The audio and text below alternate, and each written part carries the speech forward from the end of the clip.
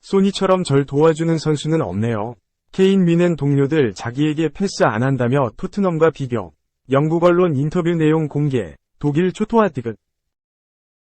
해리 케인이 리그 2경기 연속골에 성공하며 바이에른 뮌헨이 아우크스부르크를 상대로 전반전을 기분 좋게 마무리했다.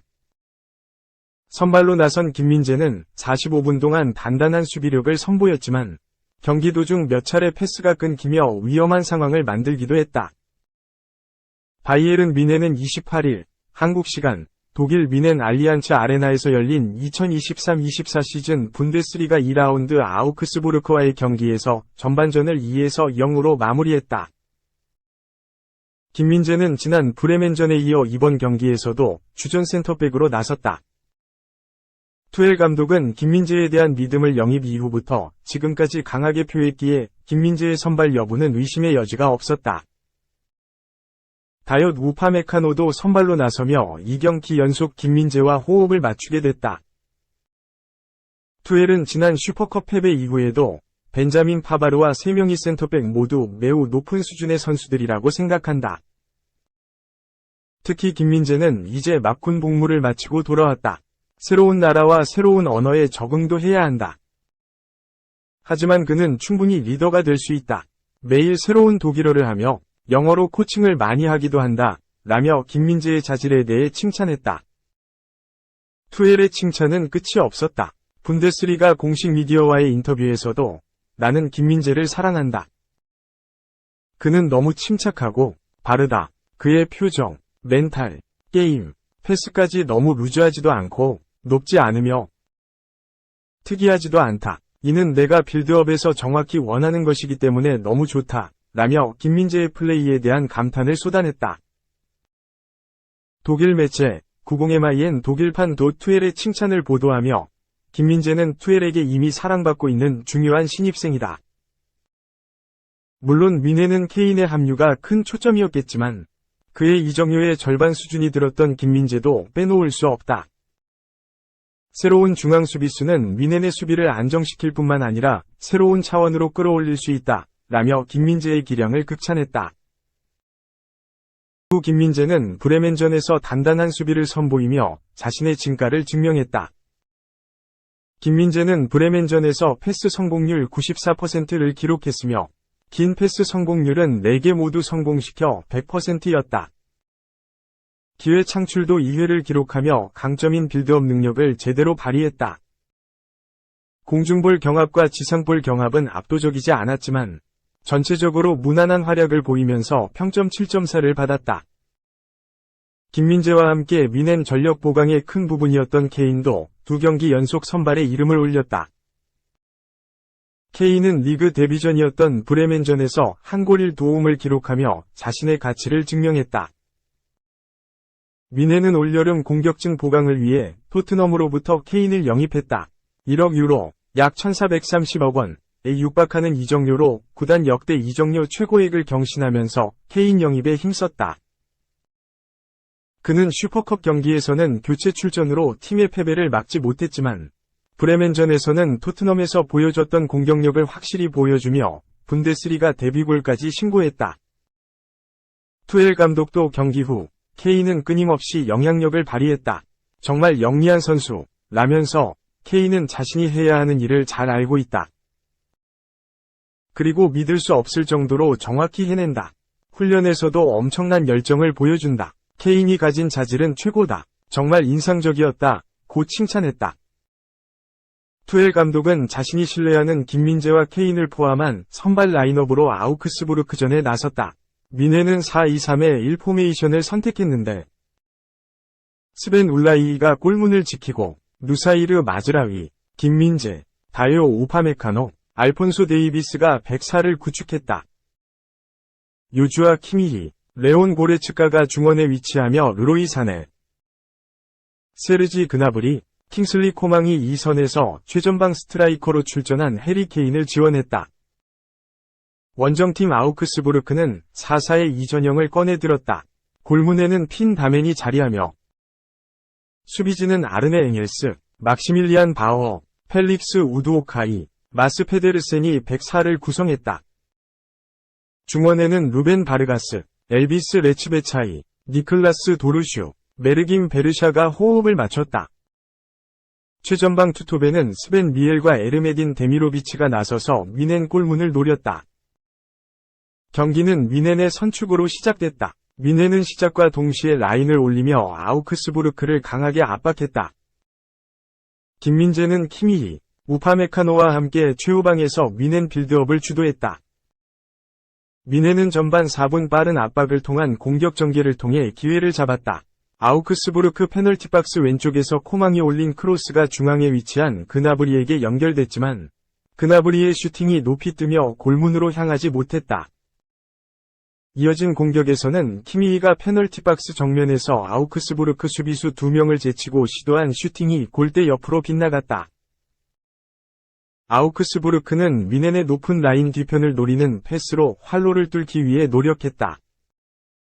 전반 6분 김민재와 우파메카노가 전진한 상황에서 베리샤를 향해 바르가스가 패스를 건넸지만 올라이가 빠르게 전진해 공을 걷어냈다. 케인과 키미히의 연계를 통해 위넨이 기회를 만들기 위해 노력했다. 케인은 전반 8분 아우크스부르크 진영에서 공을 잡고 키미히와 공을 주고받았고 키미히의 깔끔한 로빙 패스가 그나브리에게 향했지만 조금 먼 곳에 떨어지며 다멘 골키퍼에게 잡혔다. 전반 8분에는 김민재의 패스가 끊기며 위험한 장면이 연출될 뻔했다. 후방에서 김민재가 전달한 패스가 위넨 페널티박스 정면에서 끊겼지만 슈팅 찬스까지 이어지지 못했다. 김민재는 폭발적인 주력을 선보이기도 했다.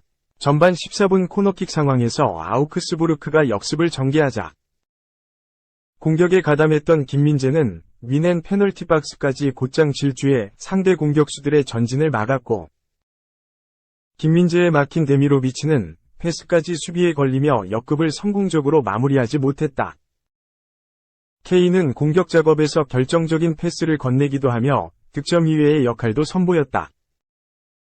전반 19분 하프라인 근처에서 공을 잡은 케인은 오른쪽에서 쇄도하는 코망에게 로빙 패스로 공을 전달했다.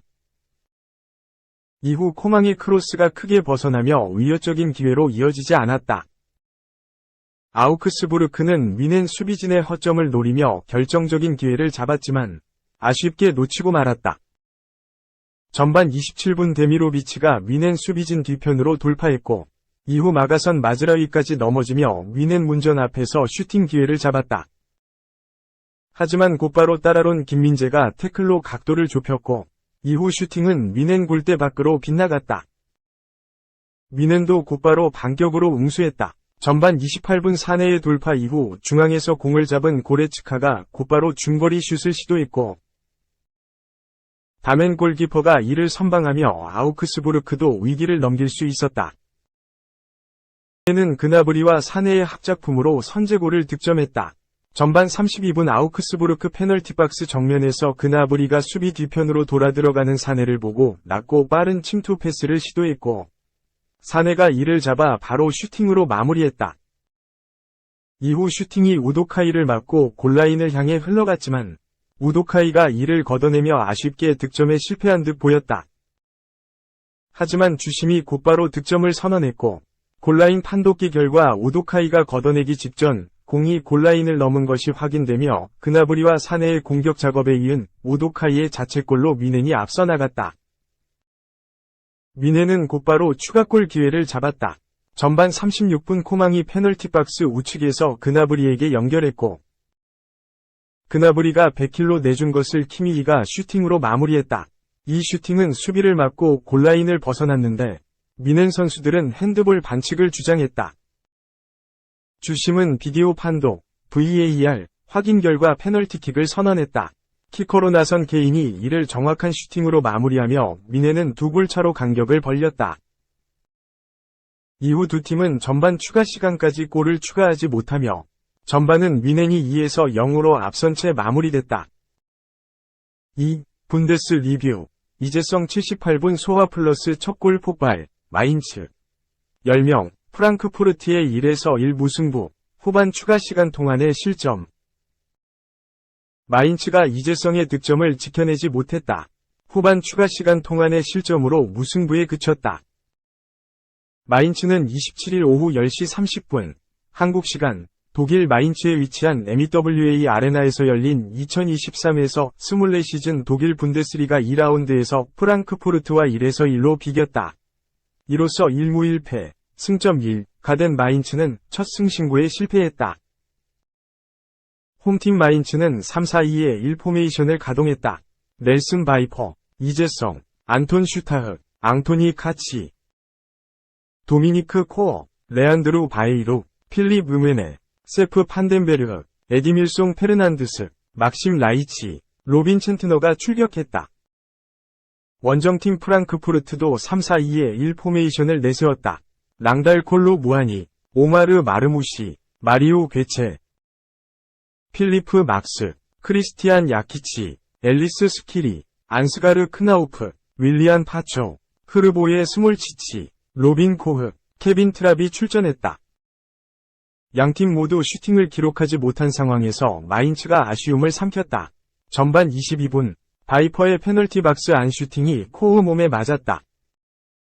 주심이 페널티킥, PK를 선언했으나 온필드 리뷰 끝에 무효로 정정했다. 그리고 선제골을 터뜨렸다. 전반 25분, 오른쪽 진영에서 페널티 박스 안으로 크로스가 올라왔다. 이를 골키퍼가 수비수에 밀려 공을 놓쳤고 이재성이 헤더 슈팅으로 밀어넣었다. 이재성이 경고를 유도했다. 전반 32분, 사이드라인에서 코흐에게 거친 반칙을 당했고 주심은 곧바로 옐로카드를 들어올렸다. 이재성은 크게 굴러 떨어졌지만 다행히도 부상은 없었다. 마인츠의 기회가 무산됐다. 전반 42분, 페널티 박스 안에서 바이퍼의 패스를 받은 코어의 슈팅이 파 포스트 옆으로 지나갔다. 그리고 전반 45분, 이재성의 페널티 박스 앞 슈팅은 골키퍼 정면으로 향했다. 마인츠의 기회가 날아갔다. 후반 6분, 음웨네의 스루 패스를 받은 바에이루가 페널티 박스 안으로 침투한 뒤 슈팅했으나 골대 옆으로 살짝 벗어났다. 그리고 후반 8분, 크로스가 올라왔고 바이퍼가 헤더로 떨궜다. 이를 코어가 바이시클 킥으로 처리했으나 크로스바 위로 떴다.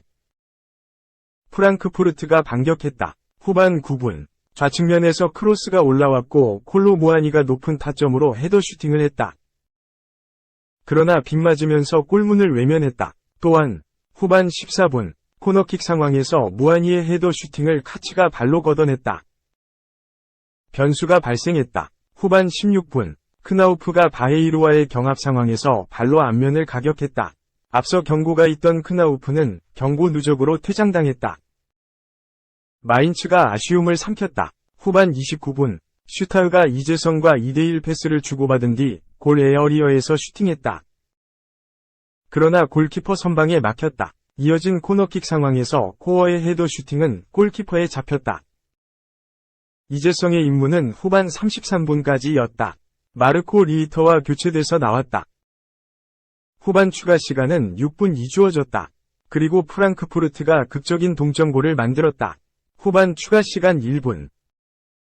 주니오르 에빈베가 좌측면 돌파 후 페널티 박스 안 외곽에서 땅볼 크로스를 올렸다. 이를 마르무시가 노마크 찬스에서 가볍게 밀어넣었다.